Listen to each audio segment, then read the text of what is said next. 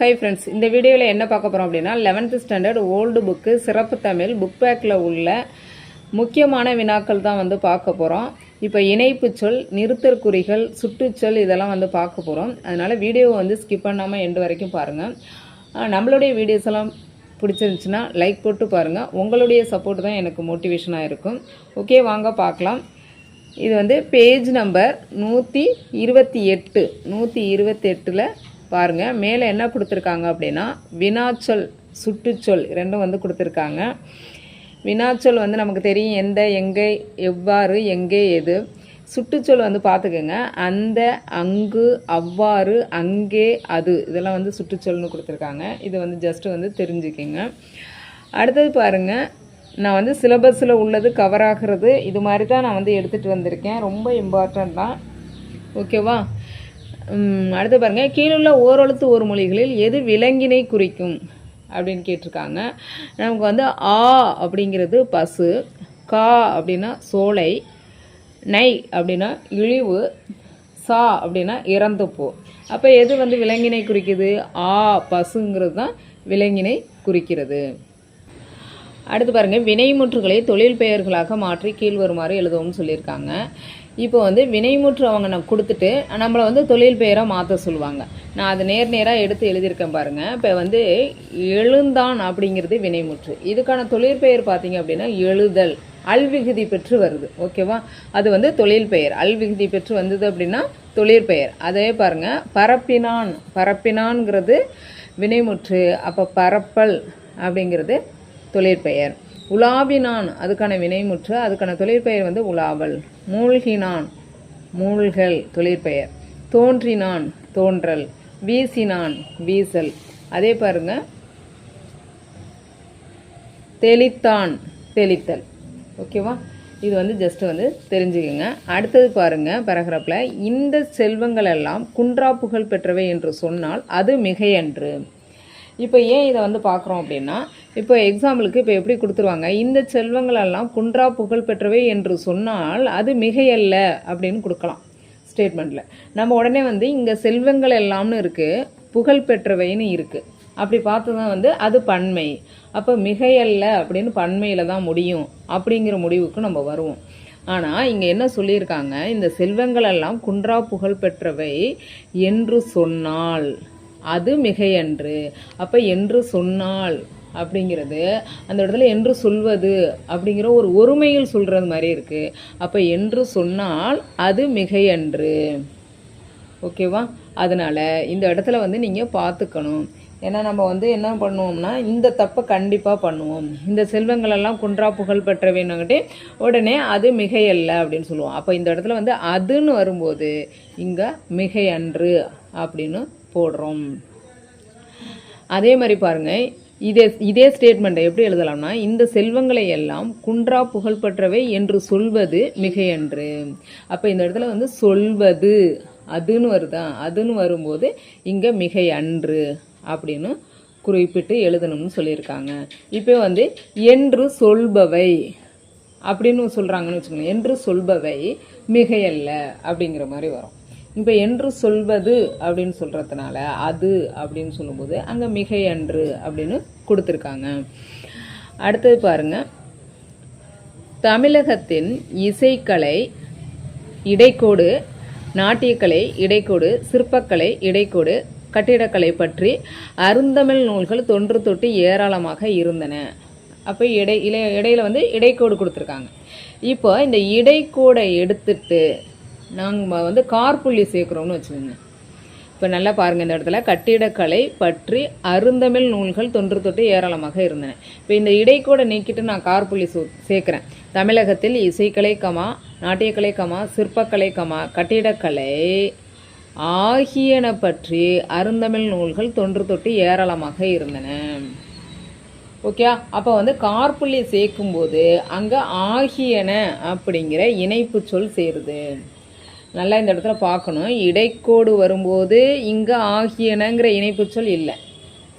இடைக்கோடை எடுத்துட்டு நம்ம கார்புள்ளி சேர்க்கும்போது ஆகியன அப்படிங்கிற இணைப்பு சொல்ல சேர்க்குறோம்.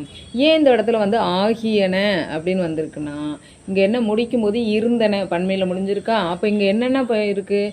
இசைக்கலை, நாட்டியக்கலை, சிற்பக்கலை, கட்டிடக்கலைன்னு 4 வகையாக சொல்கிறோம். அப்படி சொல்லும்போது நீங்கள் வந்து பன்மையில் சொல்கிறதுனால ஆகியன அப்படிங்கிற இணைப்பு சொல்ல வந்து இந்த இடத்துல சேர்க்கிறோம். அதே சமயம் அவங்க என்ன சொல்கிறாங்கன்னா, இந்த கார்புள்ளி எடுத்துட்டு நம்ம உம்முங்கிற இடைச்சொல்லையும் பயன்படுத்தி எழுதலாங்கிறாங்க. எப்படி உம்முங்கிற இடைச்சொல்லை பயன்படுத்தி எழுதலாம்? தமிழகத்தில் இசைக்கலையும் நாட்டியக்கலையும் சிற்பக்கலையும் கட்டிடக்கலையும் பற்றி அருந்தமிழ் நூல்கள் தொன்று தொட்டு ஏராளமாக இருந்தன அப்படின்னு நம்ம கார்புள்ளிக்கு பதிலாக உம்முங்கிற இடைச்சொல்லை சேர்த்தும் எழுதலாம். அப்போ வந்து இடைக்கோடு சேர்க்கும்போது என்ன வரல? இணைப்பு சொல் வரல. கார்புள்ளி சேர்க்கும்போது என்ன வந்திருக்கு? இணைப்பு சொல் வந்திருக்கு. அப்போ கார்புள்ளியை நீக்கிட்டு உம்முங்கிற இடைச்சொல் சேர்க்கும் போதும் நமக்கு இணைப்பு சொல் வராது.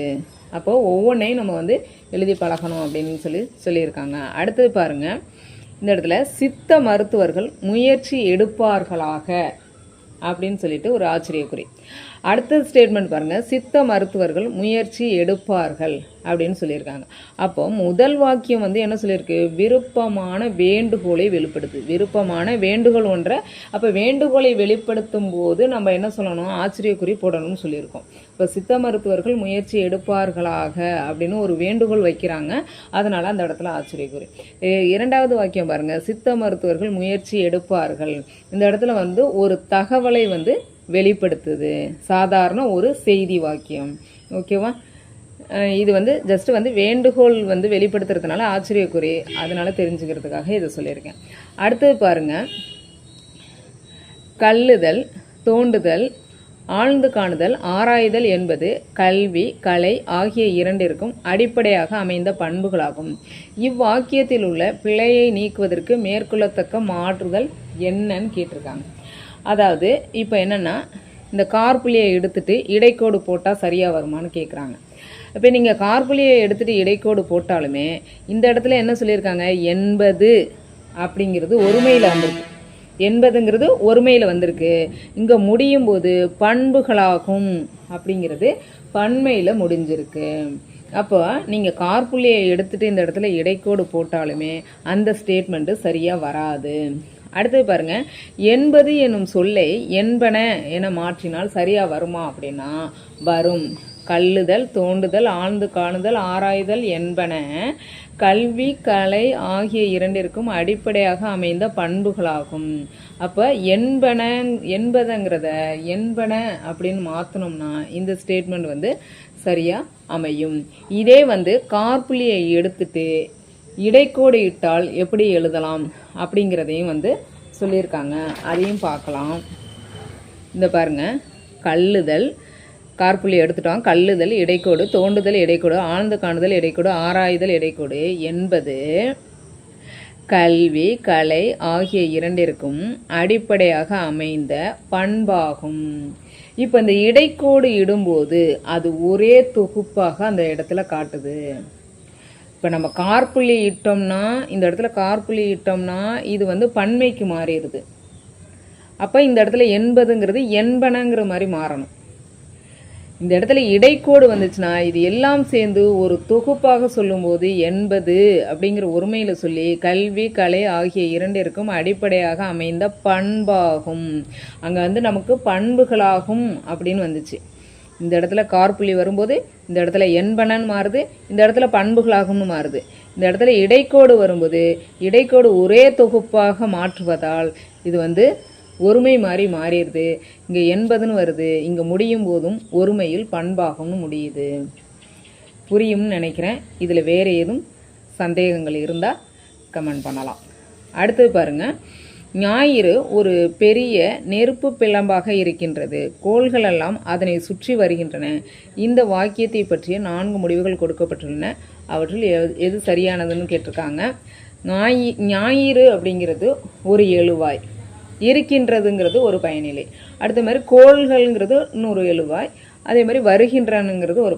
அப்போ எத்தனை எழுவாய் இருக்குது? 2 எழுவாய்கள் இருக்குது, 2 பயனிலைகள் இருக்கிறது. அடுத்தது பாருங்க, ஒரு சுட்டுச்சொல் கேட்டிருக்காங்க. உலகம் ஞாயிற்றை 365 நாளுக்கு ஒரு முறை சுற்றி வருகிறது என்றெல்லாம் அறிவியல் அறிஞன் அதை ஆராய்ந்து கூறுகிறான். இவ்வாக்கியத்தில் அது என்னும் சுட்டு எதை குறிக்கிறது அப்படின்னு கேட்டிருக்காங்க. சுட்டெழுத்துன்னா முதல்ல என்ன அப்படின்னா, சுட்டு பெயர்கள்ங்கிறது முன் குறிப்பிட்ட பெயர் சொற்களை சுட்டி காட்டும். இப்போ இதில் முன் குறிப்பிட்ட பெயர் சொல் என்ன? உலகம். அப்போது உலகம் ஞாயிற்றை 365 நாளுக்கு ஒரு முறை சுற்றி வருகிறது என்றெல்லாம் அறிவியல் அறிஞன் அதை ஆராய்ந்து கூறுகிறான். எதை ஆராய்ந்து கூறுகிறான்? உலகத்தை, பூமியை ஆராய்ந்து கூறுகிறான். அப்போ அது ப்ளஸ் ஐ அதை. அப்போ அதுங்கிறது தான் சுட்டுச்சொல். அந்த அதுங்கிறது எதை சுட்டுதுன்னா ஏற்கனவே வந்த பெயர் சொல், முன் குறிப்பிட்ட பெயர் சொல்லை சுட்டி காமிக்குது. முன் குறிப்பிட்ட பெயர் சொல் உலகம். விடை உலகம். அடுத்தது பாருங்கள், சுட்டுச்சொல் கொடுத்துருக்காங்க. இந்த பிறவியில் பாவ புண்ணியங்களின் பலன் விளையாவிட்டாலும் மறுபிறவியில் விளைந்தே தீரும் என்ற நம்பிக்கை இருந்த காலம் அது.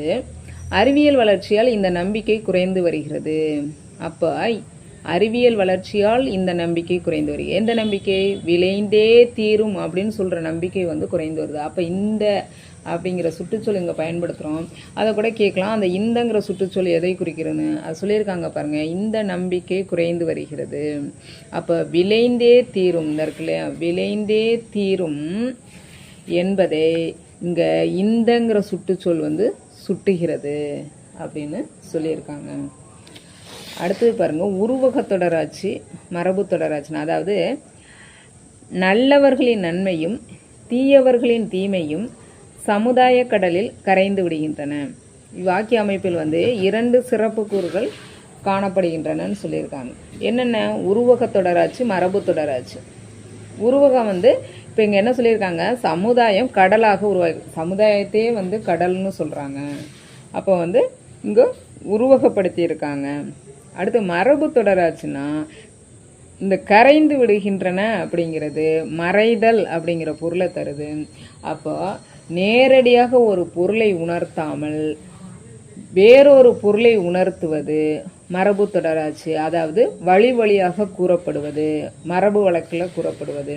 இப்போ கரைந்து விடுகிறங்கிறது மறைதல்ங்கிற பொருளை நேரடியாக உணர்த்தாமல் மறைமுகமாக சொல்லுது. அது வழக்கு தொடர்லையும் வந்திருக்கு.